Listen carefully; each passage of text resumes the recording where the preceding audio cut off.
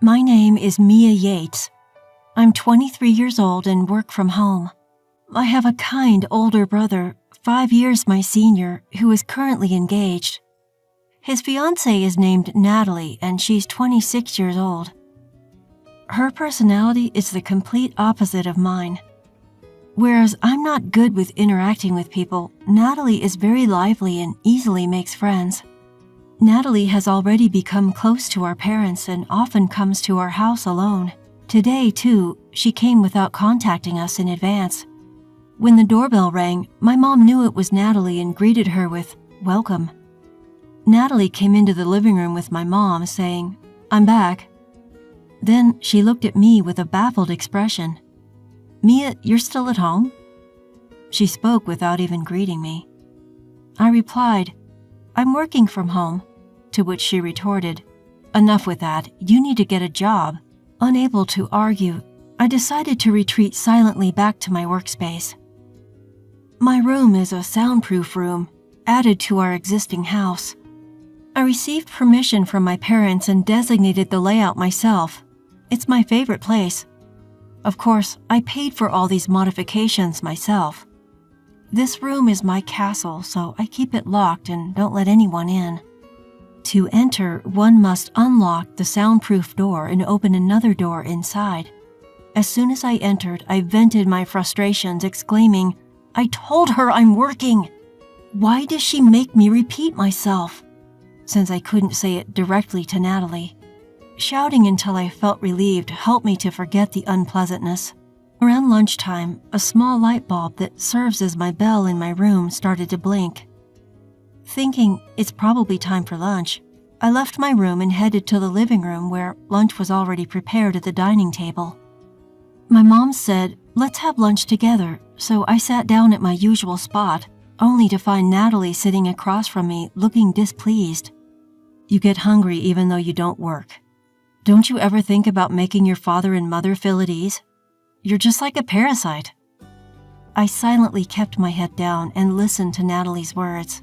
Once my parents sat at the table and said grace, I also said grace and started eating. Natalie seemed unhappy with my parents, who didn't scold me even though I didn't work. "Your father and mother are too lenient with you, Mia. I can't feel secure about marrying into this family if this continues." She continued eating her lunch angrily. My parents smiled and said, "Don't worry, just marry into our family." But Natalie didn't seem satisfied and continued to express her concerns to them. "I can't be reassured. What happens if you two can't take care of Mia anymore? Do you expect me or my future children to look after her?" She assumed I'd be a shut-in for life, leeching off others, so I stopped eating and hung my head low, mentally contradicting her claims. Seeing this, my mother told Natalie, "Mia does work, you know. Don't worry." But Natalie wouldn't stop. At 23, look at her appearance. Braided hair, thick glasses, and always wearing sweats. Who would believe she's working looking like this? Frustrated, I countered in a soft voice. "Appearance has nothing to do with work." This seemed to upset her even more, and she grew angrier. "Well, what kind of job do you do then? Say it," she demanded, glaring at me. I became so scared that I couldn't say anything. It was my mother who answered for me. "Only our family knows about Mia's job. I'm sorry, but we can't discuss it right now." Hearing this, Natalie stood up and stormed off, saying, "So I'm not in this family? Is that it?" I apologized to my parents for causing such a scene. My father reassured me. "Don't worry about it, Mia. Just do what you love," he said with a smile. I lightened my heart and I decided to continue with dinner. Over the meal, I proposed, "After my brother's wedding, I'll make sure I can tell Natalie about my job." My parents seemed to agree and their expressions eased up, saying, "That might be a good idea." After lunch, I started working again once the cleanup was done. In the evening, as usual, I went grocery shopping with my mom while my father tended to the vegetables in our garden, watering and preparing for harvest. When my mom and I returned from the supermarket, we found Natalie in tears in the living room, with my father seated beside her. Worried, my mom asked, "Natalie, what's the matter? Why are you crying so much?" Natalie clung to my mother and sobbed even harder, unable to speak. Seeing the troubled look on my father's face, I asked him what had happened. "I heard a loud noise from inside the house when I was in the garden. I rushed toward the sound." He trailed off, pointing to a crowbar and hammer lying on the table. Instantly, I realized it's my room and ran towards it. When I arrived at the front of my room, the door was badly damaged, as if someone had tried to force it open with a crowbar and a hammer. I was frozen in place, a mix of shock and fear gripping me. Then my father contacted my brother who lived in the company dormitory.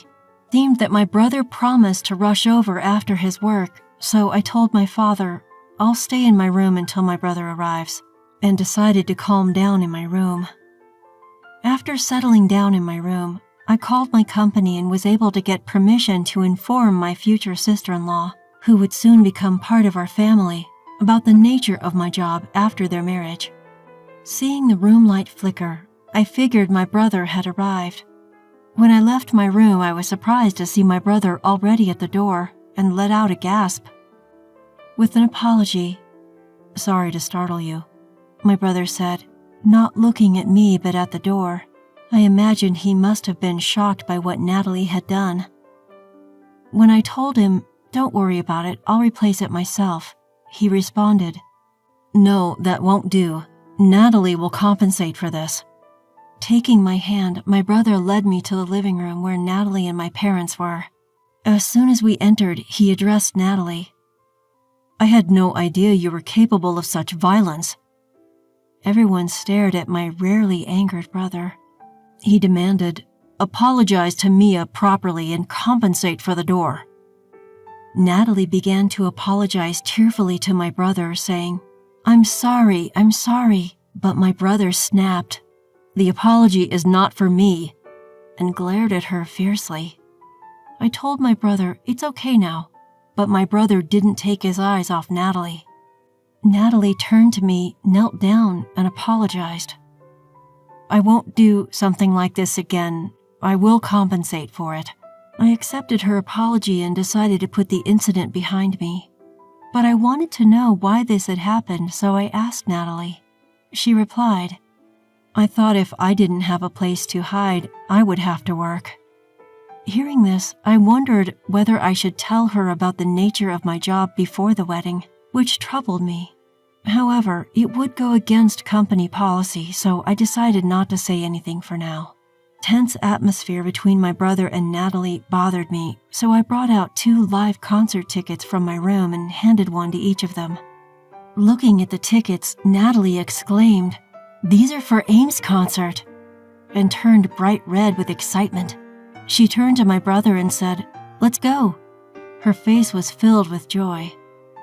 My brother asked me, "Are you sure? These are hard to get." When I replied, "I happened to get them. You can use them as a peace offering if you'd like." My brother also looked delighted. Seeing them so happy made me feel joyous too.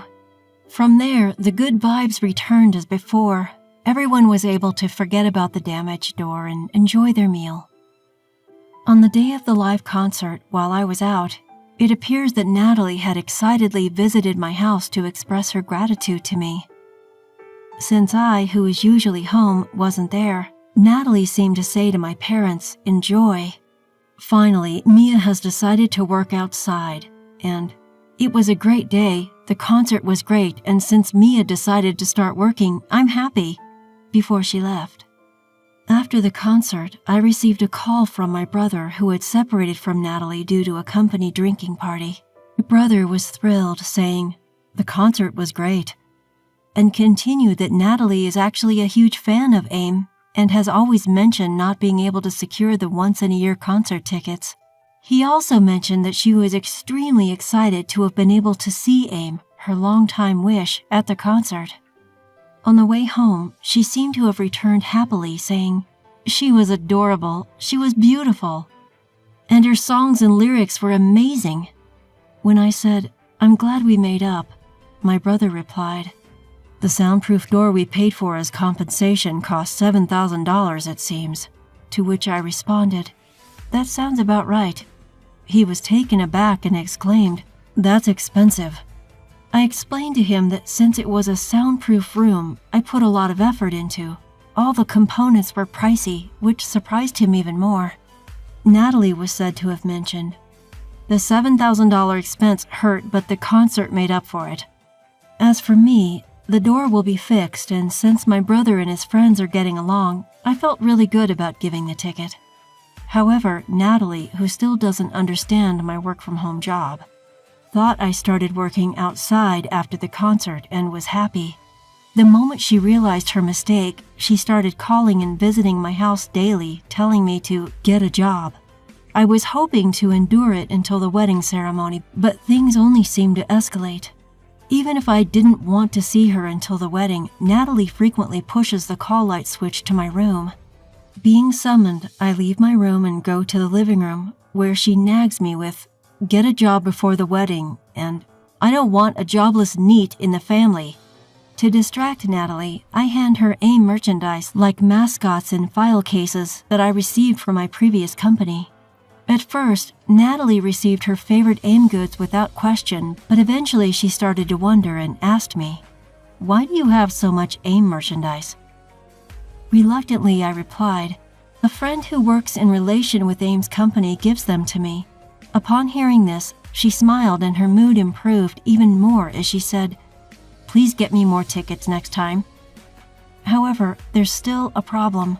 She seems to want more merchandise and started making a fuss about being allowed into my room, causing me trouble. I managed to stop her a few times, but I was worried that she might break the door again, so I mustered up the courage to give her a stern warning. "Natalie, if you break the door again, it won't just be the door fee this time. Last time I paid for the repairs. Next time you will be the one paying." Upon hearing this, Natalie's face turned pale. I wonder if she really was planning to do it again, I thought to myself. All I could do was hope that the wedding ceremony would be over soon so I could be free. Even after that, until the wedding day, there was never a day when Natalie visited and the call light didn't flash. I can't count how many times I shouted, "Enough already!" in my room. I tried talking to my brother about it, but he was in a resigned mode, saying, "I've told Natalie over 100 times that Mia's working, but she doesn't seem to listen to me." In my mind, I told my brother, "Hey, you should get angry, like when she broke my door." But there was no hope in relying on my brother, who had said he was busy, finishing up a ton of work before the wedding. Otherwise, he wouldn't be able to go on the honeymoon. So I had no choice but to give up. Then finally, it was the day before the wedding. As expected, it seemed that both of our parents would spend the day before the wedding together, so we had a fun night reminiscing and looking at albums of us when we were young, with the 4 of us family members together after a long time. When I mentioned, "When I get married, my brother will have his own family, so it'll just be the 3 of us with our parents on the day before the wedding. It's a bit lonely." My brother replied, No, I'll come here and spend the day alone on that day." I was glad he said that.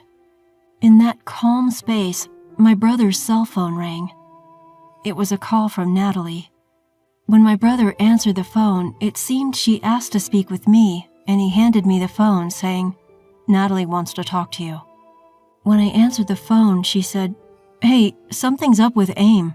She's making a big announcement tomorrow. Ask your friend who gives you the merchandise what it's about. What if she's quitting or going on hiatus?" Apparently, AIM's agency had announced on social media that there would be a major announcement tomorrow. I didn't want to be disturbed during my relaxing time with my family, so I said, "I don't know," and hung up the phone.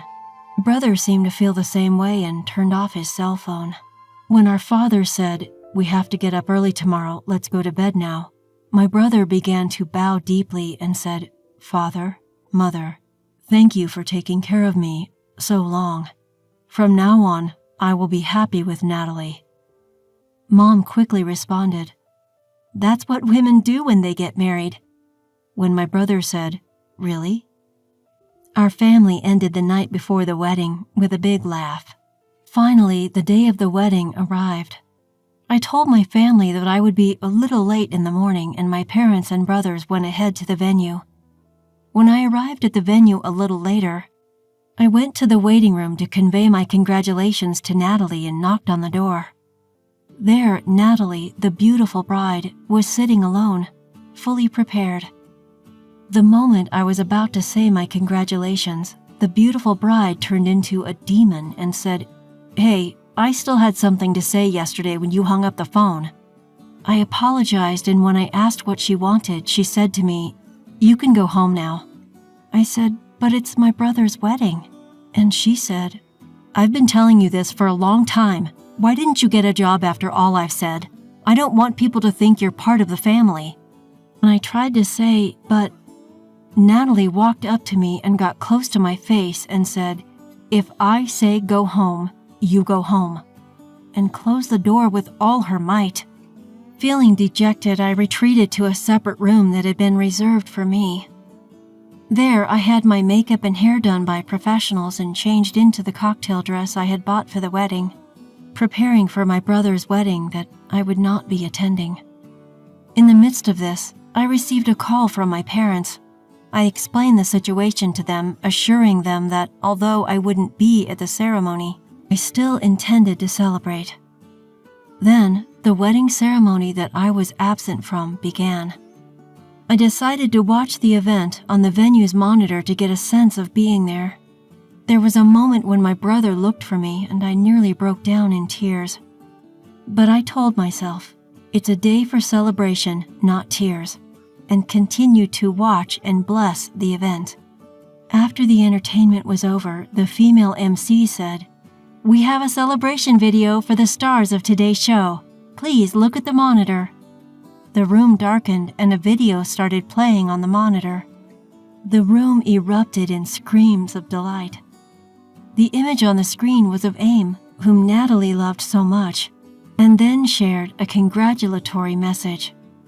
Yes, in truth, I am Aim. Congratulations on your marriage, brother and Natalie. Natalie looked surprised and turned to my brother. He seemed to be saying, "That's Mia. I've been eagerly awaiting this day, but I'm sorry I couldn't attend due to urgent matters." After giving a false excuse for my absence, I shared a simple congratulatory message, then revealed, "Natalie, I'm sorry I never told you that I'm part of your new family. However, I've decided to work overseas. We probably won't see each other in the future, so feel free to pretend we're not family. Oh, and I wasn't a shut-in. I was working in my home studio." Although I let a bit of sarcasm slip, I ended my message saying, "I wish you happiness." I'm a singer-songwriter named Aim who gained popularity on social media. My stage name, Aim, is my real name, Mia, spelled backward. I worked from home, recording songs and writing music after joining a talent agency. When the lights came back on, all eyes were on Natalie. She was as pale as a ghost and looked utterly dumbfounded. Once my job was done, I left the venue with the hair and makeup artists and other staff. Later on, my brother called. Apparently, after we left, Natalie was supposed to thank the guests and see them off, but instead, she was running around the venue looking for me. When she found I had already left, she broke down crying in front of the folding screen.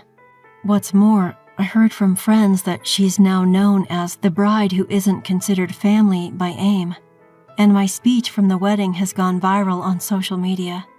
I heard she regrets what she did and can't even go out in her neighborhood anymore.